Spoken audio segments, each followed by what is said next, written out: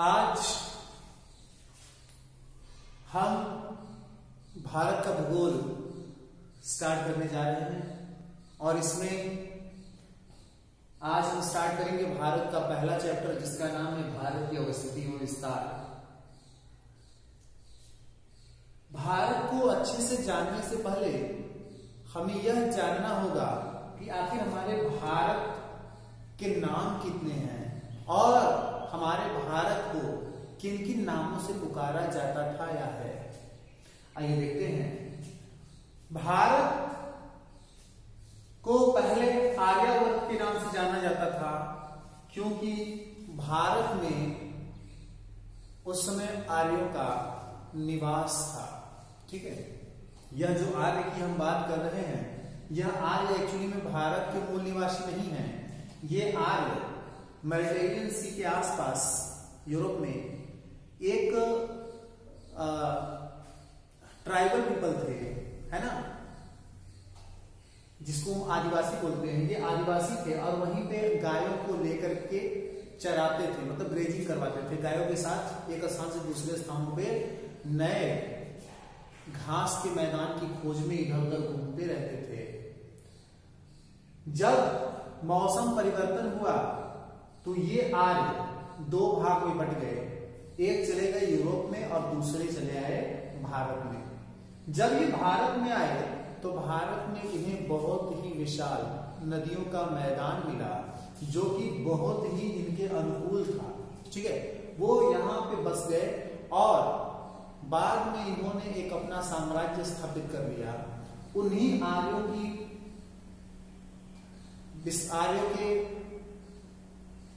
साम्राज्य स्थापित करने की वजह से लोगों ने भारत को क्या कहा? आर्यावर्त कहा। ठीक है, बाद में उन्हीं आर्यों में से एक बहुत ही प्रतापी राजा हुए जिनका नाम था भरत।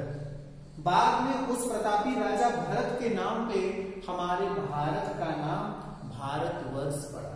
ठीक है, उसके बाद जब हमारे देश में ईरान से ईरानी व्यापारी भारत में व्यापार करने के लिए आए, तो जब ये भारत में आते थे तो यहीं पे एक सिंधु नदी जो कि पाकिस्तान में भी है, वो सिंधु नदी के पास यानी सिंधु नदी को पार करके भारत में आते थे।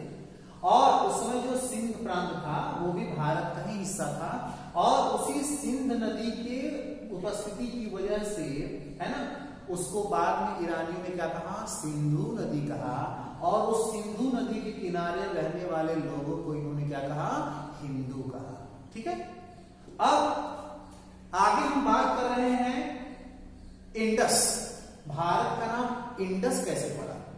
ठीक है, एक्चुअली में जब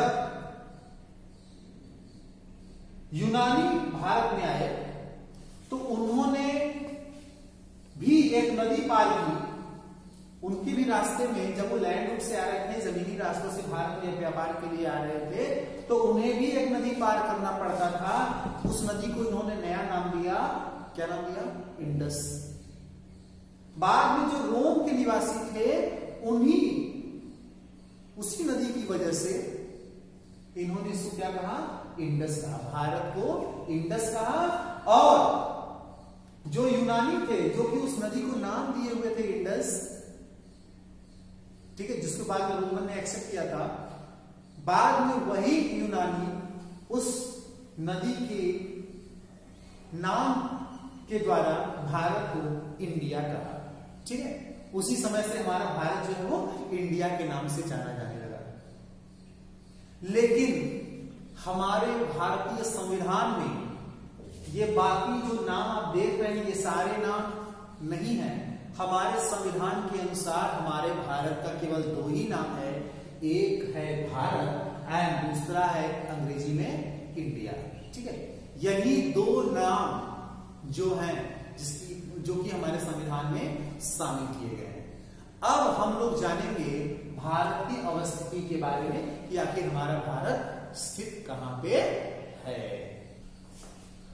हमारा भारत एक बहुत ही विशाल देश है और इसकी विशालता केवल इसके क्षेत्रफल के आधार पर नहीं आंकी जा सकती। इसकी विशालता इसके भूखंडों की विभिन्नता, और इसमें रहने वाले लोगों की विभिन्नता, यहाँ पे पाए जाने वाली जलवायु की विभिन्नता, यहाँ पे पाई जाने वाली वनस्पतियों की विभिन्नता के आधार पे हम इसकी विशालता को जान सकते हैं, है ना। हमारा ये जो भारत है यह एशिया के दक्षिण में मध्य भाग में स्थित है। ध्यान दीजिएगा, जो भारत है वो एशिया के दक्षिण में मध्य भाग में स्थित है। इसके पूर्व में आप देखेंगे कि जो पूर्वी एशिया है उसका भाग, जैसे चाइना, इंडोनेशिया, म्यांमार, और इसके पश्चिम में अरबियन कंट्रीज के भाग हैं जो कि एशिया के पार है। हमारा भारत का जो साउथ यानी दक्षिणी भाग है वो बाहर की तरफ निकला हुआ है और यह तीन तरफ से पानी से घिरा हुआ है, और पानी से घिरे होने की वजह से इसको बोलते हैं पेनिनसुला। ठीक है, तो क्या बोलते हैं? पेनिनसुला। भारत के दक्षिण में हिंद महासागर, भारत के पश्चिम में अरब सागर, भारत के पूर्व में बंगाल की खाड़ी स्थित है। भारत के उत्तरी जो भाग है वह अपनी बाउंड्री यानी अपना जो एक सीमा रेखा बनाती है वह हिमालय की मौजूदगी से बनाती है।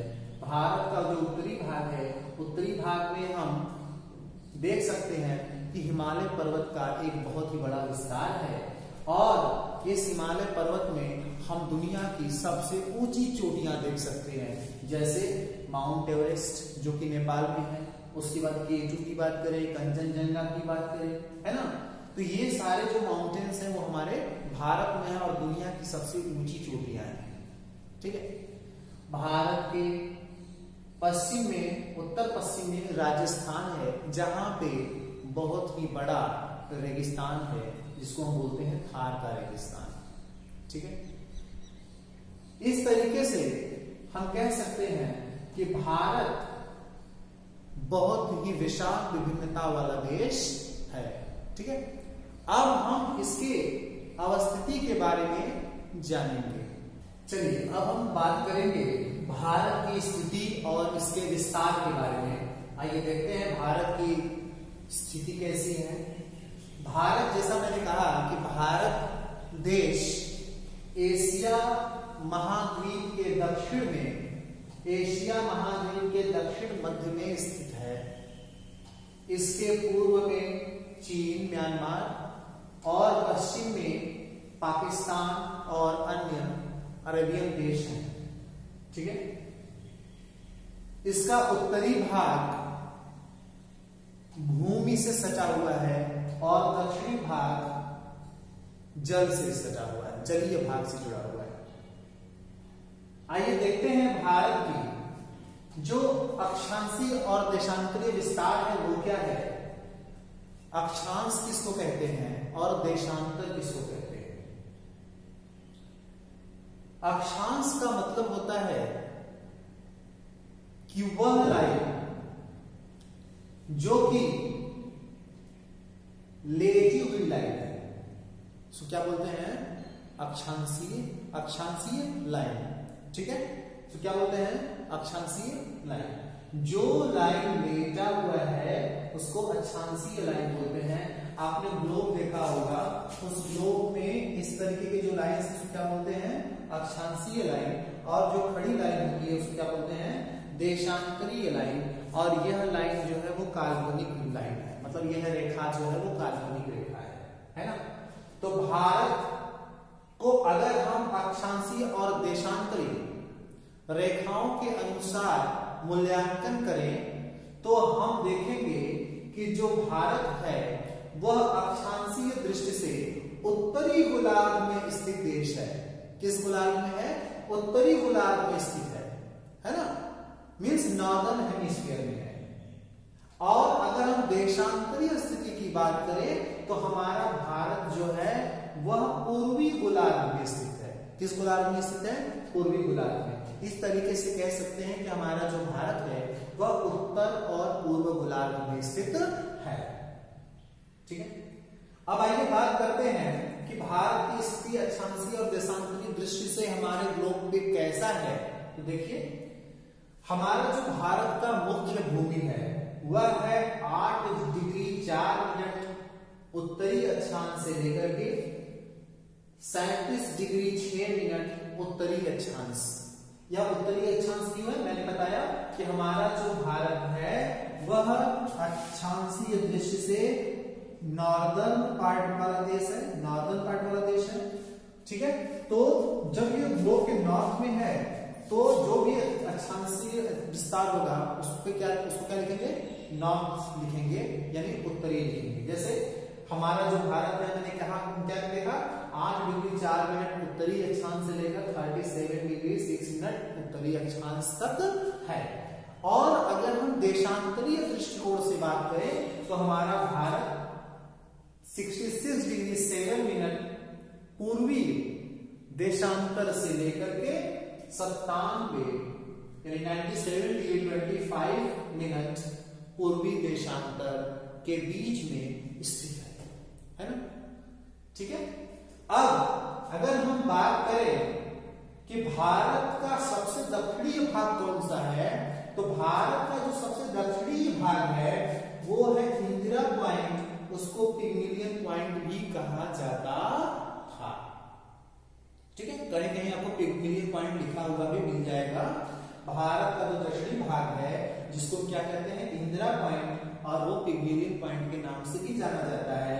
लेकिन जो इसका अक्षांशीय विस्तार है वो है 6 degree 45 minute, 6 degree 45 minute, 6 degree 45 minute उत्तरी अक्षांश, ठीक है। जो इंदिरा पॉइंट है वो 6 डिग्री 45 मिनट उत्तरी अक्षांश पर स्थित है, ठीक है। भारत के संपूर्ण भारत का जो दक्षिणी भाग है वो है इंदिरा पॉइंट, और भारत के अगर मुख्य भूमि की बात की जाए तो वो क्या है? कन्याकुमारी। क्या है? कन्याकुमारी, ठीक है। और भारत के अगर उत्तरतम बिंदु तो क्या है? उसको कहते हैं इंदिरा कॉलेज, जो कि जम्मू एंड कश्मीर में है, ठीक है। और भारत के अगर पूर्वी छोर की बात की जाए तो वो है किबिथु, और भारत का जो पश्चिमी भाग है वो क्या है? गुहार मोती। क्या है? गुहार मोती, ठीक है। इस तरीके से हम ये देख लिए कि हमारा अक्षांशीय विस्तार क्या है, उसमें स्थित है। अब हम ये जानेंगे कि भारत के मध्य से वो कौन सी लाइन गुजरती है जो कि भारत को 2 भागों में विभाजित करती है। भारत केवल 2 भागों में विभाजित नहीं करती, यह भारत को 2 जलवायु क्षेत्रों में विभाजित करती है। वो क्या है? वो है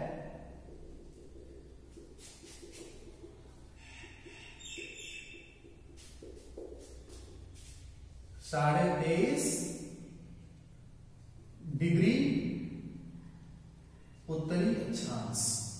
ये जो 23.5 डिग्री उत्तरी अक्षांश है ना, इसको बोलते हैं कर्क रेखा, और कर्क रेखा भारत के मध्य से होके गुजरती है।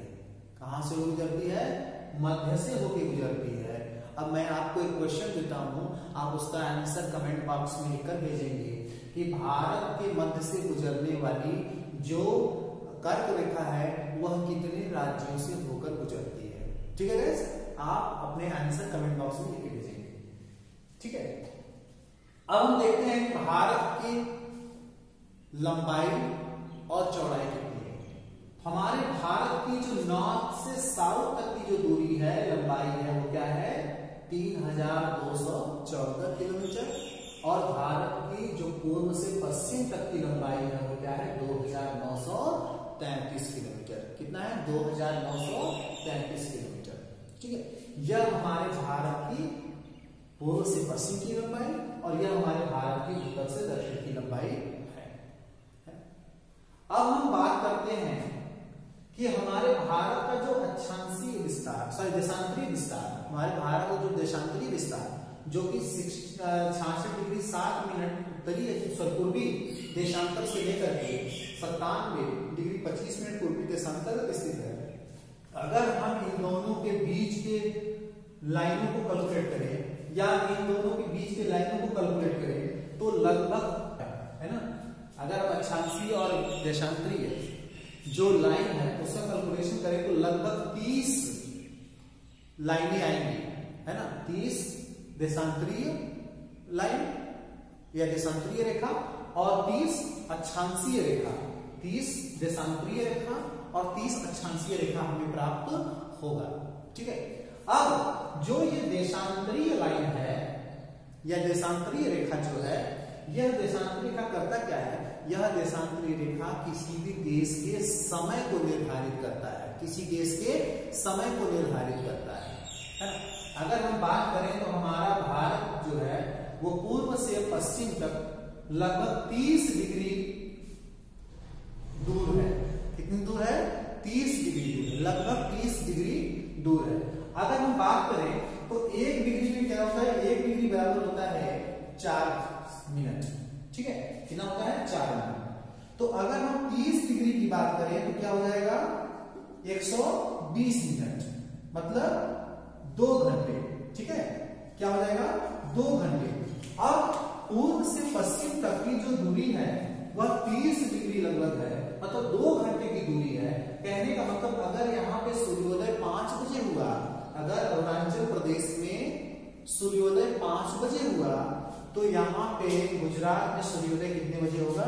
7 बजे होगा। तो समय को लेकर के बहुत ही ज्यादा हमारे अंदर क्या हो जाएगा? कंफ्यूजन क्रिएट हो जाएगा।